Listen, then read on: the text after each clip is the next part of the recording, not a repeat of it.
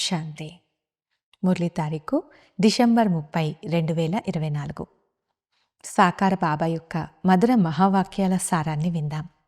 బాబా చెప్తున్నారు, మధురమైన పిల్లలారా, ఆత్మరూపీ బ్యాటరీని జ్ఞాన యోగాల ద్వారా నింపి సతోప్రధానంగా చేసుకోవాలి.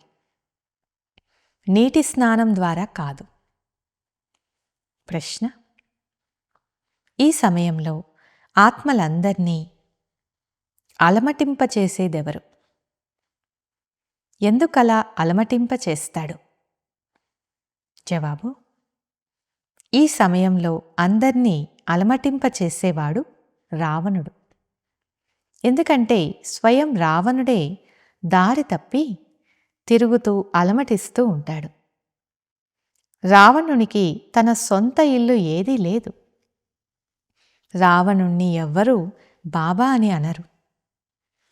తండ్రేమో పరంధామం నుండి తన పిల్లలకు ఆశ్రయమిచ్చేందుకు వస్తారు.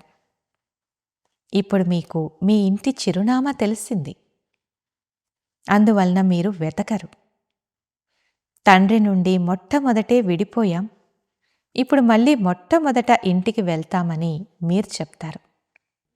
అచ్చా, ధారణ కొరకు ముఖ్యసారం. మొదటి పాయింట్: దేహ సంబంధాలన్నీ రద్దుపరచి ఆత్మలన్నీ భాయి భాయి అని నిశ్చయం చేసుకోవాలి.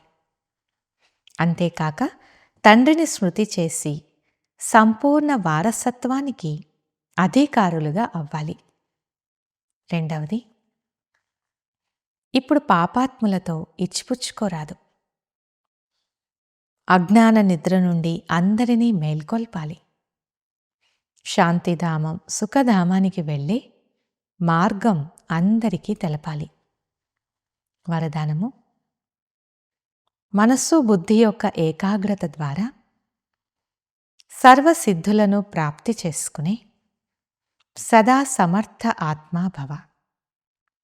వివరణ: సర్వసిద్ధులను ప్రాప్తి చేసుకునేందుకు ఏకాగ్రత శక్తిని పెంచుకోండి.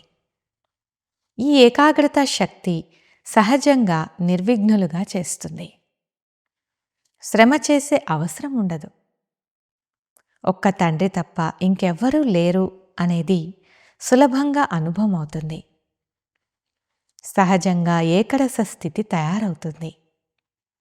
అందరి పట్ల కళ్యాణకారి వృత్తి, సోదర దృష్టి ఉంటుంది. కానీ ఏకాగ్రంగా అయ్యేందుకు ఎంత సమర్థంగా అవ్వాలంటే, మనస్సు బుద్ధి సదా మీ ఆజ్ఞానుసారం నడవాలి. స్వప్నంలోనైనా ఒక్క సెకండ్ కూడా అలజడి ఉండరాదు. స్లోగన్: కమల పుష్ప సమానం భిన్నంగా ఉంటే ప్రభు ప్రేమకు పాత్రులుగా అవుతారు. అచ్చా, ఓం శాంతి.